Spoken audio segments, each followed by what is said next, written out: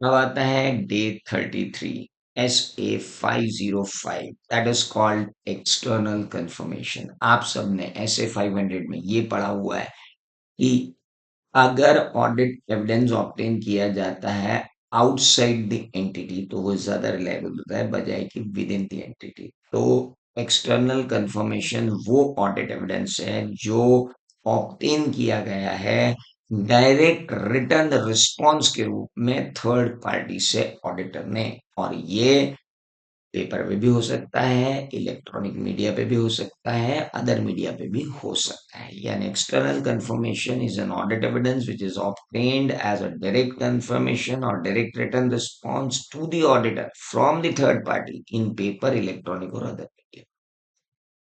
इस SA 505 का objective क्या है? It is The objective is to design and perform such audit procedure that through external confirmation, auditor can get relevant and reliable audit evidence, not sufficient and appropriate, relevant and reliable audit evidence. इसके बाद मैंने बोला कि external confirmation request कितने type की होती है, तो वो दो टाइप की होती है। एक होती है पॉजिटिव एक्सटर्नल कंफर्मेशन रिक्वेस्ट, एक होती है negative external confirmation request. Positive external confirmation request मतलब एक ऐसी एक्सटर्नल कंफर्मेशन रिक्वेस्ट जिसमें रिस्पॉन्डिंग पार्टी को रिस्पॉन्ड करना जरूरी होता है, चाहे वो एग्रीमेंट में हो चाहे वो डिसएग्रीमेंट में हो। रिक्वेस्ट ये किया जाता है कि एग्रीमेंट हो या डिसएग्रीमेंट हो, कृपा करके रिस्पॉन्ड करें। और negative external confirmation request is a confirmation request जिसमें अगर आपको रिस्पॉन्स तब करना है जब आप डिसएग्रीड हो। अगर आप एग्रीड हो तो आपको रिस्पॉन्स देने की जरूरत नहीं है।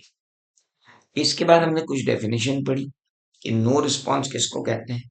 अगर एक पॉजिटिव एक्सटर्नल कंफर्मेशन रिक्वेस्ट को आपको सामने वाले ने जवाब नहीं दिया तो भी नो रिस्पॉन्स है। जवाब तो दिया लेकिन आधा अधूरा दिया तो भी नो रिस्पॉन्स है। या हमने जो एक्सटर्नल कंफर्मेशन रिक्वेस्ट भेजी वो अनडिलीवर्ड ही रिटर्न होके आ गई तो भी नो रिस्पॉन्स। यहाँ आपको MCQ पूछा जा सकता है। इसके बाद आए थे एक्सेप्शन पे।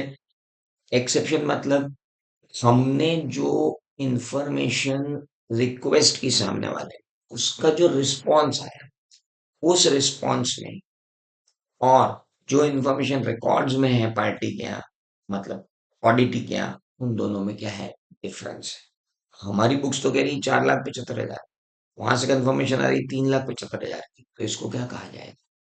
एक्सेप्शन कहा जाएगा। ये था आपका डे 33।